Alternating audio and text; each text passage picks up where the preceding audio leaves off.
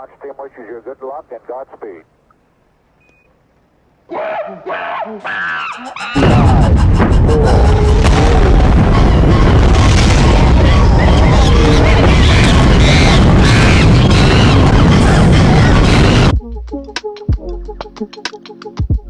Space Monkeys back again, today blasting off with Alexander Mitrovich, a man with over 2 decades in tech and information. He is now the CEO of Unique Network. Their Kusama parachain Quartz, now occupying the 15th slot, aims to put tools in the hands of would-be NFT creators, traders, and collectors, while their Polkadot project is now absolutely crushing the current auction. Alex, welcome to the show.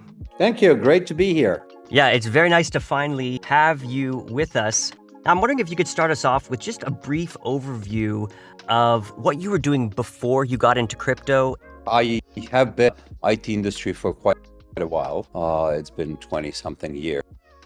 New York for a Wall Street technology firm. And then I worked for a company called Luxsoft.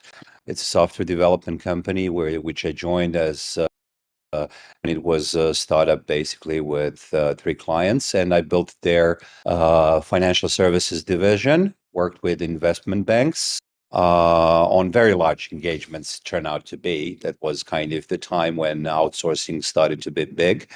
And Luxsoft was one of the premier and kind of the pioneers in Eastern European kind of software development services. So we worked with Deutsche Bank, UBS, and those kinds of big guys. And then about 2013, 14, I kind of got tired of enterprise a little bit. And those were very big engagements, 2,000 developers each, things like that. I got into startups, was for you entrepreneur in residence for the holding company of Luxsoft. Luxsoft was sold last years ago, actually, for $1.4 billion. So we made it very big. Very nice. From the startup. I joined 10 years prior. Wow. So I got into startups, and then did the ad startup that didn't fly off too much. And then in 2016, I joined which is another software development firm, as to develop global operations, and kind of stumbled upon blockchain. I was looking into all the kinds of advanced technologies at the time to figure out what to do next, and looked into AI, looked into big data, all kinds of things. And a friend of mine was kind of posting things about blockchain and Ethereum on Facebook. And I was like, okay, let's look at this. And I looked and I have fallen in love. I figured out that this is the future. This is something that definitely fits with what I understand. So I decided to focus on blockchain, created a blockchain lab at UStack. We started doing projects there. And that's the kind of short story of how I got into it. That's interesting. What were some of those little projects you were making at UStack with blockchain? What were they based around? First it was all Ethereum stuff. One very interesting one in 2019 we did was I think up and running. It's called FoodGG. We scraped all the data for CryptoKitties, all their trades, all their transaction data, and we fed it to started into TensorFlow, into AI algorithms of different kinds and different combinations, until we found the optimal kind of things to come up with the market pricing mechanism for CryptoKitties. That's I think the idea that still kind of is unsolved to this day, and something we're going to come back to. But the idea was to create a pricing mechanism so you can create an exchange rather than a marketplace for NFTs. Very interesting. So was that your way into NFTs? It was this problem of pricing them, or was there something else about NFTs that captured your imagination? What captured imagination was the fact that NFTs were actually a technology tokenize unique assets, which Yeah. if you take a look at the real world, in real world, you have a lot of those unique assets. They are about the same level of as fungible assets. Yet in the blockchain Sure. space, they were very, very small. To this day, they are 1% or so of the whole crypto ecosystem.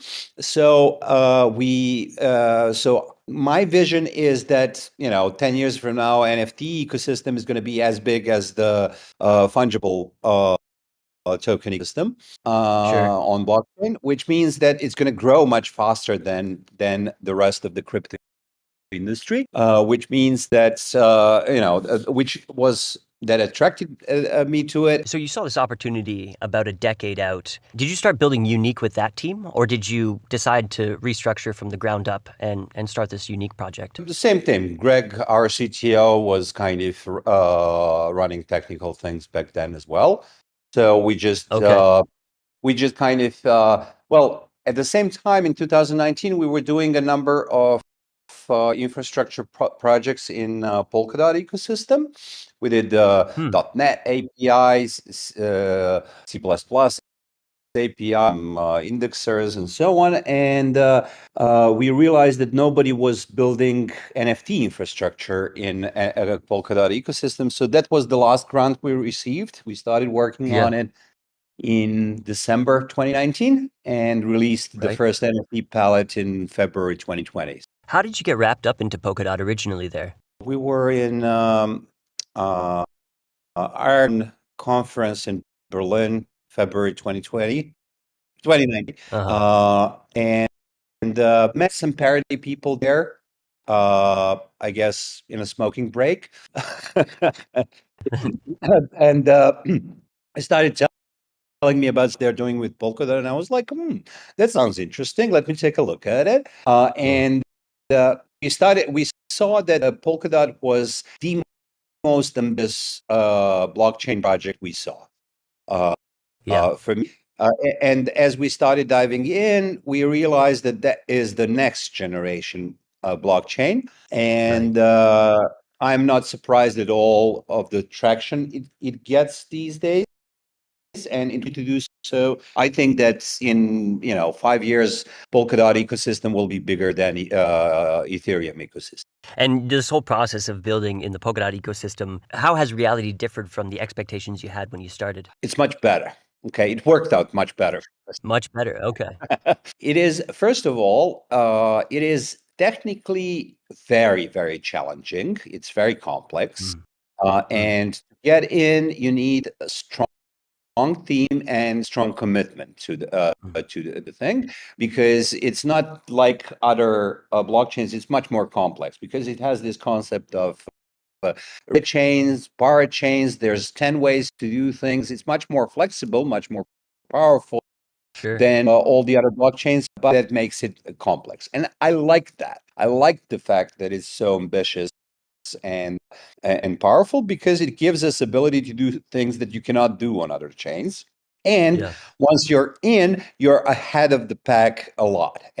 And Mm. anybody who wants to kind of get in, they need to catch up. And by the time they catch up, we are still ahead. That's what's happening in the NFT space. We were the first to make NFT stuff in the Polkadot ecosystem. And to this day, despite kind of some big names coming into the game, Yeah. we are still far, far ahead in terms of the stuff we have done, and the readiness and real traction, developer traction, users, and all that other stuff. And it will continue to do that way because, again, it is very complex technology. It needs time to be around and kind of built on. So I like it for us because we were the first to get into the game, and we are taking the full advantage of it. Amazing. So let's dive right into Unique there. What are some of the needs in the NFT space that you think Unique is addressing? Well, we think I come back to the statement a few minutes ago, the Mm-hmm. the NFT system in its very, very beginning of very Yeah. primitive technology that needs to be much, much better. And Mhm. we are starting to put that technology in place. We already Mhm. have a number of innovations that we have brought in for the NFTs. We mint them natively. We mint refungibles natively. We have put in the blockchain that has alternative economic models, which is sponsoring transaction fee, which means that you can create solutions on a scale built that are built for regular users, so you can attract mass audiences. Okay. You can do scheduling, and the thing we are working on now is a nesting palette where you can have complex NFT ownership structures and simply much more powerful uh, solutions be built on top. Okay, so you said a few things there. You said refungibles. What do you mean by that? So refungibles are basically fungible tokens that own an NFT. So it's in the Ethereum space. It's called fractionalization, Okay, gotcha. where you have a crypto owned by like 100 people, and they all get Yeah.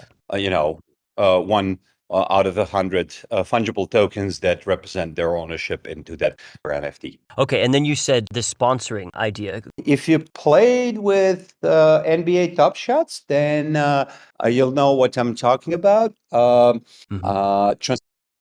Transaction fees are a big obstacle to adoption of crypto, not Right. just because they cost money, but because of the need to have it. So, in order just to get an NFT, to gift an NFT, buy an NFT, to do whatever, you need to have that crypto to pay for a transaction fees. Understood, yeah. Now, we have maybe a few million people globally who know how to do that, but we have a few billion people around who would kind of, prefer not to have to deal with all that complexity. So, sponsorship of transaction fees is a way to isolate the end user from needing to have the crypto to do stuff. Because the app itself sponsors the transaction fees. And then the other thing you mentioned were these nested NFTs. Of course, we think about Remark and everything that they've been doing. And then on the other side, we also have the classic Ethereum standards. I'm wondering how and where does Unique sit in this landscape of NFT standards? The nesting palette we're doing in collaboration with Remark. So it is basically something that we're working on together, and we hope they will be the main driver direction. Um, Nice. and as for the standards, the idea here is that standards are not really yet a topic to be discussed, because what Okay. we need is much more powerful and much bigger adoption of NFTs to talk about standards. It's just too early. Okay. But Okay. ERC 721 has everything in it that one needs for a good standard. So it's a good standard to support. We support it fully. All the stuff we do on native minting is basically the same commands, same methods uh, that ERC 721 has. They're just not in a smart contract. They are inside the blockchain in a pallet, and we use extrinsics to kind of to call on those methods, and that's it. And by staying kind of compatible with ERC 721, you have your compatibility across different chains. So that's the idea and strategy we're taking. I mean, NFTs are evolving so quickly in the gaming and metaverse space. I'm wondering if you guys have any plans for those spaces and how you see Unique fitting into those use cases in the next 3 or 4 years. Well, for good metaverses, you need a much more powerful NFT functionality than you have today in Ethereum or all the other chains, as a matter of fact. So we are kind of naturally inclined, and we hope to be a default solution for those. It will take time for the industry to adopt it and to kind of understand it and to kind of embrace it, but it will go that way. So we are the chain for the next generation of NFT use cases, and gaming and related to it, Metaverse kind of use cases are definitely the easiest adopters of all of that. So we plan to kind if shows very, very deeply from the get-go, and we have a lot of tools to do that, a lot more than anybody else has. Okay, love to hear it. Alex, thank you so much for coming in today. I know you guys are just about to win a slot on Polkadot. Is there anything you want to tell our listeners about what's coming up over the next few weeks to a month? So in terms of the crowd loan, we are, yes, we are ahead of the pack, but we are not participating in auction number 13, which is coming this week. We are participating starting number 4. At the same time, we're running a minting festival where we have released some tools that make it easy for everybody. You can go to our Unique Minter and very easy mint your NFT collection, mint your NFTs, and participate in kind of the competition for the NFT for the minting festival, which the winners will kind of feature on our place, which Unique NFT IO, which has been around since November 2020, was the first commercial application in the Polkadot ecosystem at all. It was before anybody and anything was live, and amazing. Which right now features only our 2 collections, and we're adding new ones in this way. Amazing. So I'll throw a link to that down below, and everybody should definitely go check it out. Alex, I'm so glad we got to catch up. Just want to say thanks very much, and hopefully we can talk again soon. Pleasure was all mine. Thank you. Thank you.